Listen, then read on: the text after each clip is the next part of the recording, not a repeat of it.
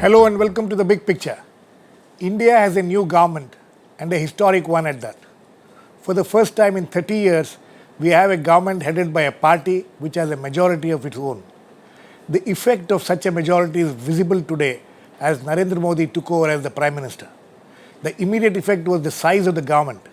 In tune with his campaign promise of minimum government, maximum governance, he has managed to keep the size down to a 46-member ministry, which includes 24 cabinet ministers, 10 ministers of state with independent charge, and 12 ministers of state.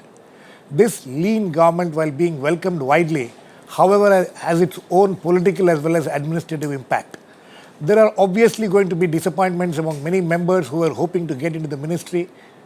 However, the question is, how effective will this lean government be?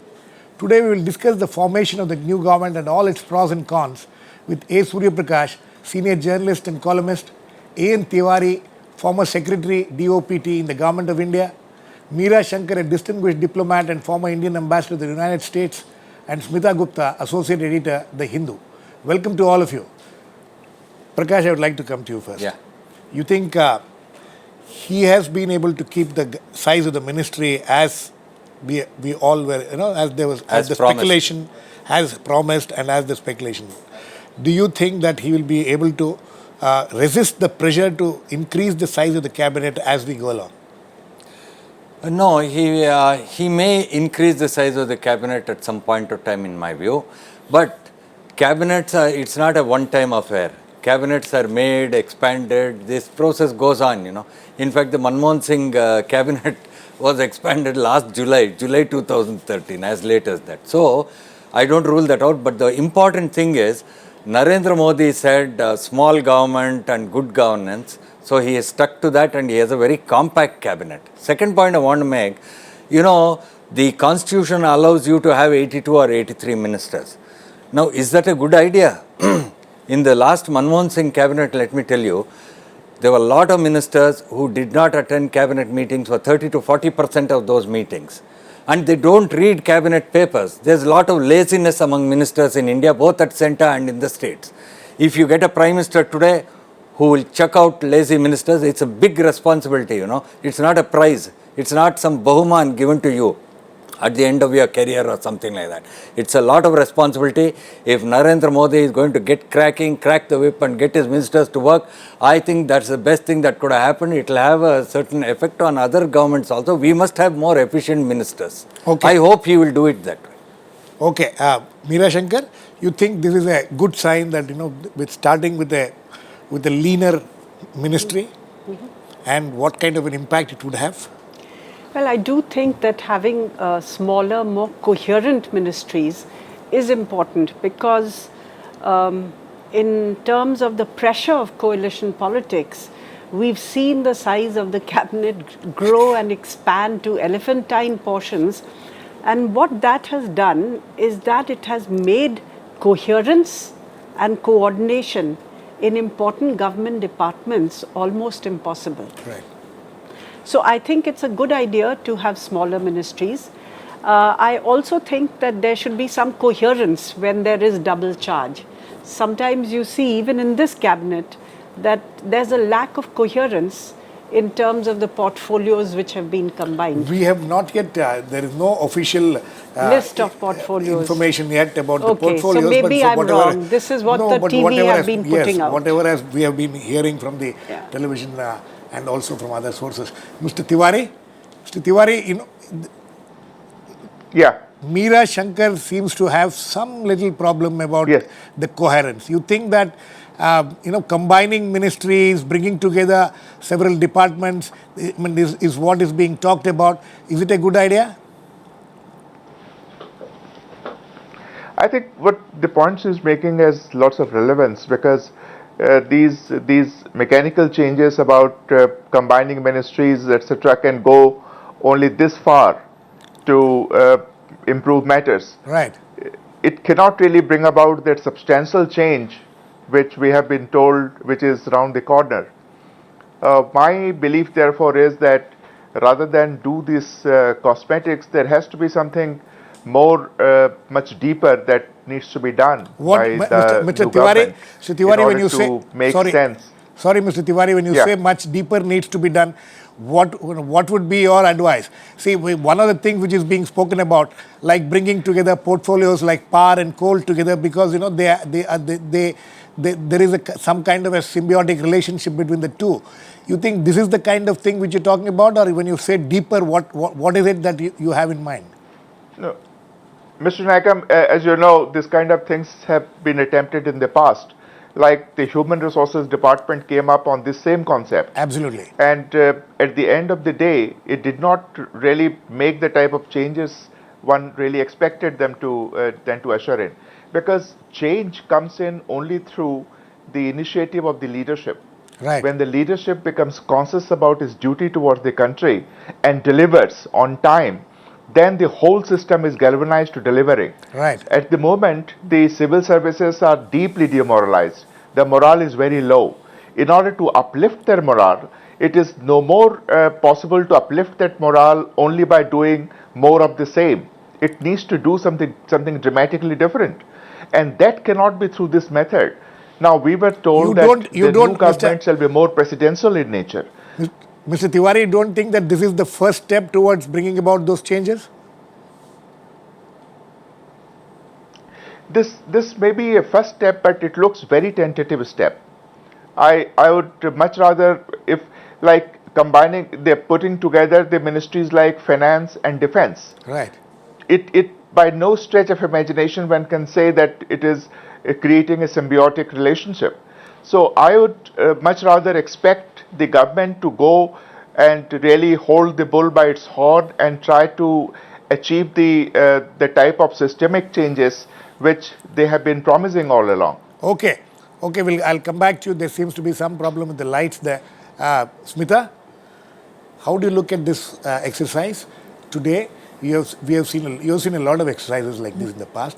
Do you see something different in this? Well, because Mr. Modi has a full majority, he has had much more flexibility in choosing whoever he wants and leaving, excluding. And would you say that the clear stamp of Narendra Modi is there on this ministry? Or do you think that there have been certain pressures which he has had to succumb? Well, the first pressure came this evening when Rajasthan, which gave 25 seats to the NDA, didn't get even a single berth. So at a last minute thing, Mr. Chauhan has been included as an MOS. Nihal Chand Chauhan. So, I mean, even though there is no coalition government, I mean, he doesn't have a completely free hand, but still a far greater free hand than, say, the previous so many governments over the last 30 years. So, in that sense, and the second thing, if what he has done in Gujarat is anything to go by, it is likely that the ministers, barring a very few, will have too much of a say. He is likely to run the government more through the bureaucracy. But we have to see what he does at the center, really. Prakash? What I'll say is that from 89 to 2014, 25 years, you will have had coalition governments and prime ministers who have really had to function with their hands tied behind their backs. There are allies who are giving you the list of ministers. They are also giving you the portfolios they want. This was all the prerogative of the Prime Minister at one point of time, right, in 50s, 60s, 70s. So from there we had this unpleasant or unhappy situation for the last 25 years where the Prime Minister was not fully in control of his government and in choosing his team. In Narendra Modi's case, that is why in 2014 he has a clear mandate and he has all the power to choose his team. But having said that, I will say today's cabinet is it's a BJP cabinet and it's a Narendra Modi cabinet. It's a 50-50 kind of thing. He has done a fairly good tightrope walk. He's got all the elders from the party, seasoned people like Sushma Swaraj, Arun Jaitley, etc., etc. Then he's got this new crop like Piyush Goyal and Nirmala Sitharaman and Smriti Irani and all these people. You see, this is the Narendra Modi lot in this thing. That's how I see it. As you go along, he will somehow, I think, work on these things, and these heavyweights there, they are all seasoned people and they will be able to do very good work there. I don't see much of a problem. Prakash, apart from the heavyweights who have been included in the cabinet, heavyweights have been excluded also. Yes, and especially the top two, Mr. Advani and Mr. Murli Manohar Joshi, I- excluding them, I you will- think that there will be any impact of that? No, I need to say something on that. You see, Bhishmacharya and Dronacharya have their role, in the Asthana. They will, it can never diminish because they are not in the cabinet. Actually, it will diminish if they come into the cabinet. They are well above that cabinet. That is their stature in the party and in that whole situation. So I don't think they not being there is a problem. It is how the Prime Minister will now find, position them so that their advice and all their experience is available to the Smita, government and party. how do you look at this? I think if you're not part of the decision-making process, then how do you influence? So if Mr. Advani and Dr. Joshi are not either in the government, or people are talking about Dr. Joshi becoming either speaker, but I doubt that, or deputy chairperson, planning commission, all this is being spoken of. Then in what way will they influence this government? Yes, Meera Shankar. I would really is see this a change of the generational change which has taken I would place? see it as a generational change, and I think that's necessary in our politics to revitalize, because somehow we venerate old age, which is good, but I think the complexity of a country like India requires energy, requires a degree of risk taking and a leap of imagination. Which you see in today's government formation? I don't know. I'll have to watch and see how they perform. It's too early. I'm somebody who would actually go by what they do rather than by what they say. Right. And it's too early. By and large, but I would say that a generational change is a good thing. It's not bad. By and large, its average age is, I think, about 60, 62 for the cabinet ministers, which is excellent. 63. Which is Apparently 63. excellent. Because I was seeing the age of some of these people. No, I think if we compare the Congress with the BJP, I think one of the reasons, I mean, there are many reasons for the BJP's success, is that the generational change has happened. In the Congress, it's still stuck. So that has been a major minus point for the Congress. Mr. Tiwari, do you see this generation change as a good thing which has happened in the BJP? Doubtless, what has happened now is, very often it happens, it has happened in history, that the political parties, they take the time lag between the aspirational society and the political party's response is very large. Right. The result is that the nation really goes forward and the political parties drag along. That was what was happening in the previous regime. Mr. Modi has come here with a track record. He has proven that he is technologically savvy and he knows the value of technology in the modern day life. He knows the value of the youth in this country. He has been addressing them copiously wherever he went. Therefore, there is an overhang of expectation about this government. And that expectation has to be translated into policies. It has to be translated into action. As it is said, the good government is not necessarily flamboyant government. Right. Good government is very often dull government. That you have to do many little things right in order to achieve a major result. And those little things are supposed to happen at the grassroots. And the grassroots are all in the state. Mr. N.T. Ramarao used to say, center is a fiction, the state is the reality. Right. So how this government moves forward, one manifestation will be how do they handle the center-state relationship, right, and how they bring the states on board in order to achieve the results they have in mind. Right. Prakash, states, see, every time there is a cabinet formation or expansion or whatever, we look at, the kind of representation each. As Smita was pointing out, Modi has a real problem on hand. He has this, so many states which have given them maximum number of seats. How do you ensure representation to all? There are quite a few states which have not been represented, as she pointed out. Rajasthan, 25 seats out of 25 seats. One minister of state, not even with an independent charge. You think these kind of pressures and tensions which are bound to, happen within the party, how will you think Narendra Modi will be able to handle it? You know, there are two things here. What gives the Prime Minister? Yes, What Himachal Pradesh, Uttarakhand. No, you can count so many states which has gone almost unrepresented. I will say post 80s, whichever the government in power in Delhi, they have always found that they have no MPs from a particular state. So in a coalition era, what happened was that they would have a coalition partner from that state, whether it's Andhra, Tamil Nadu, whatever, and then bring in representation for the state. Now the thing is, here the party has got a majority on its own, and as a matter of courtesy, he is extending some portfolios to his coalition partners. But I don't think he can very easily get over that unless in the states where he does not have the numbers, for example, Tamil Nadu, he has one MP from Tamil Nadu who has today been inducted as a minister.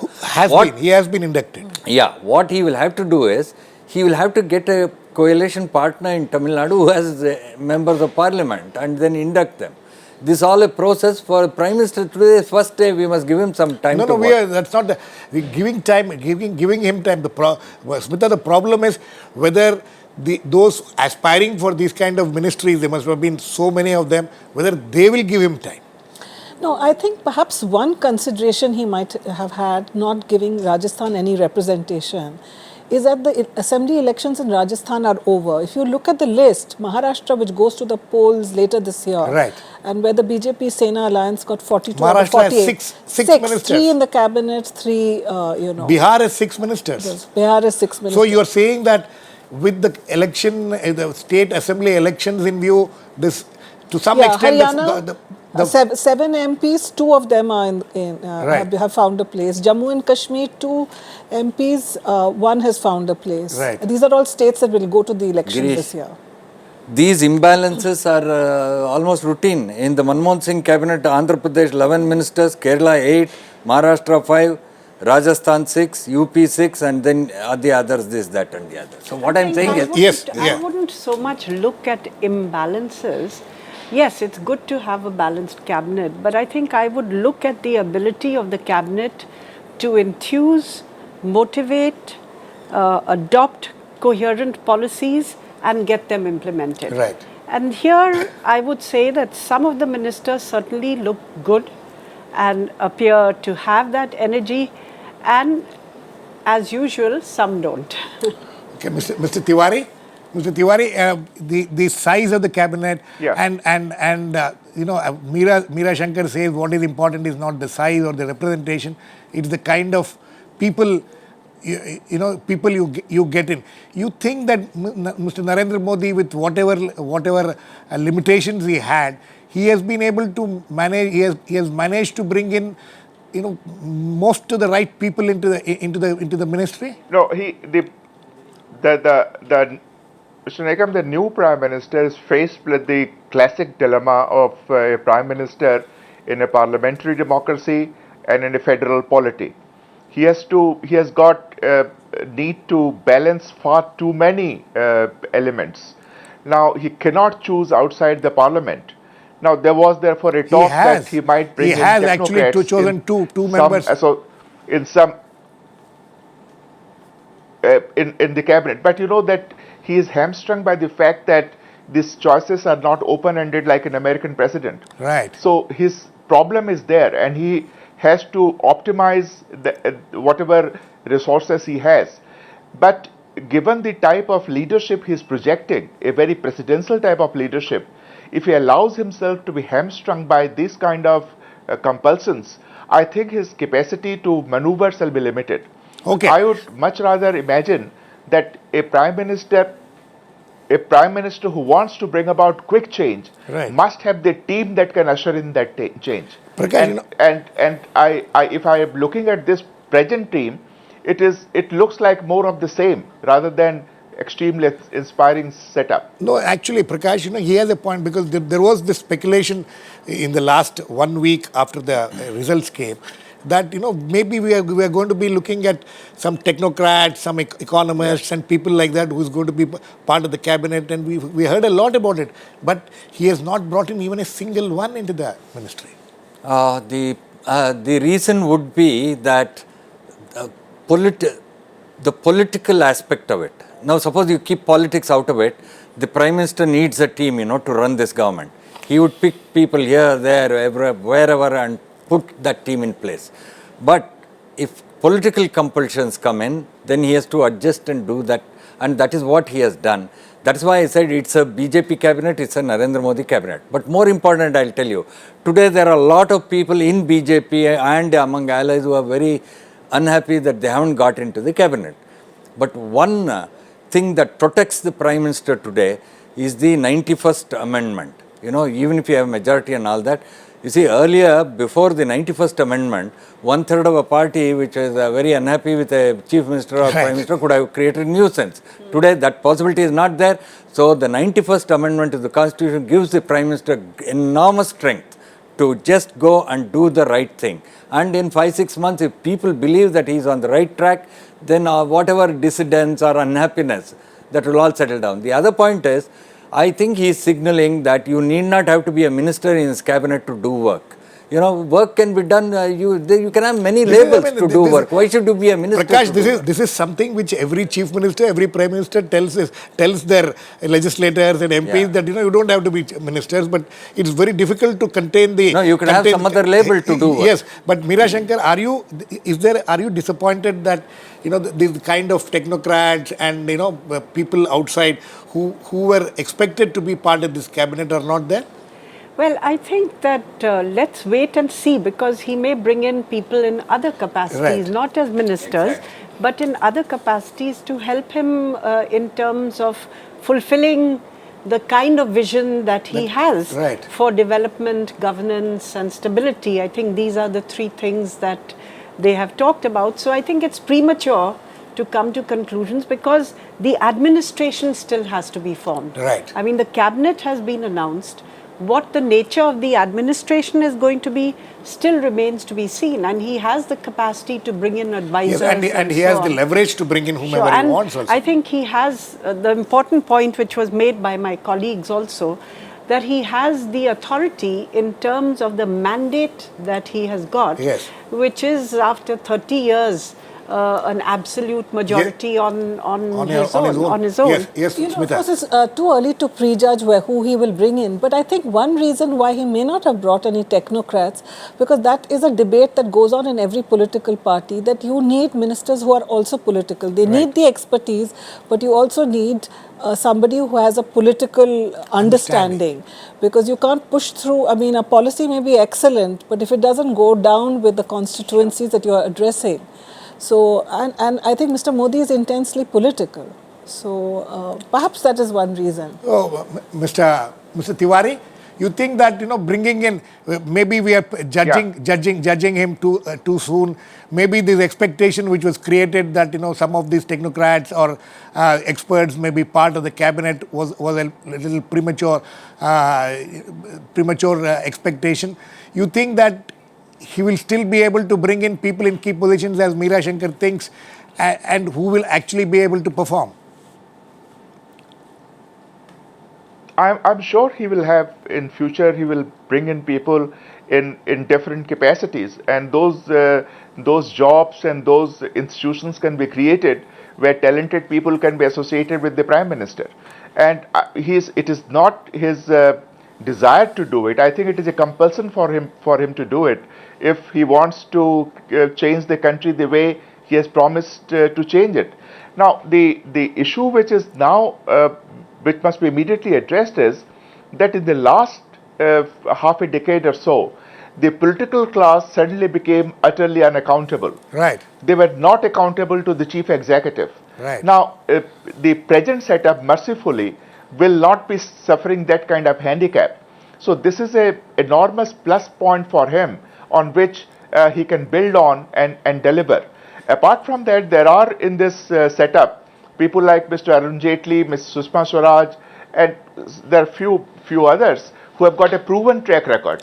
Now, it might become... Yeah, I can hear you. Please continue.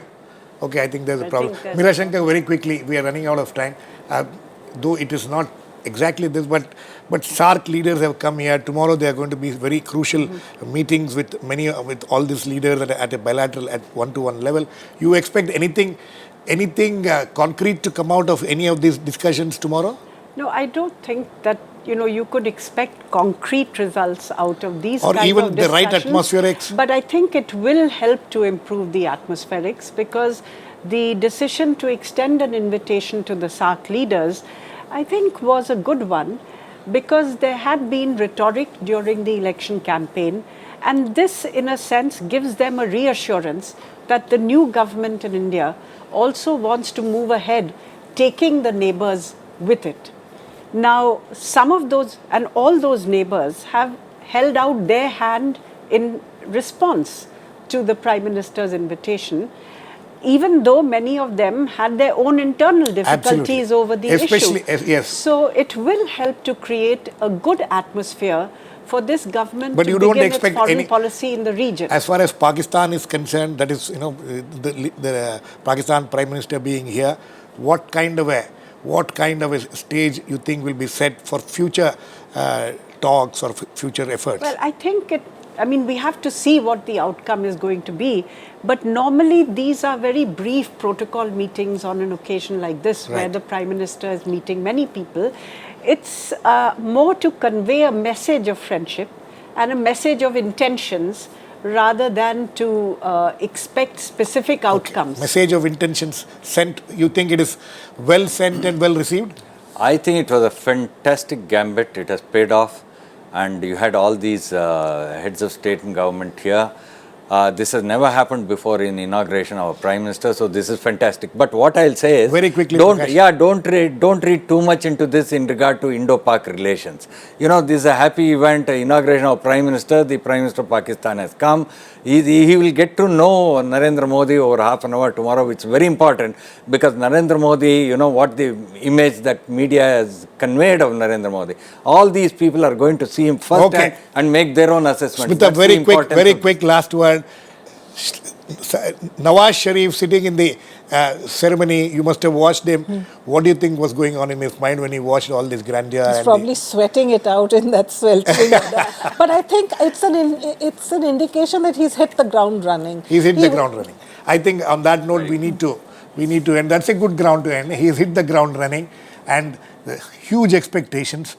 We'll see how he will be able to fulfill those expectations, one step at a time. Of course, we can't expect everything to happen at one time. But as Smita rightly said, he has hit the ground running. Thank you. Thanks to all my guests, Mr. A.N. Tiwari, Smita Gupta, Surya Prakash, and Meera Shankar. Please keep watching. We'll come back with another issue on Big Picture, same time tomorrow.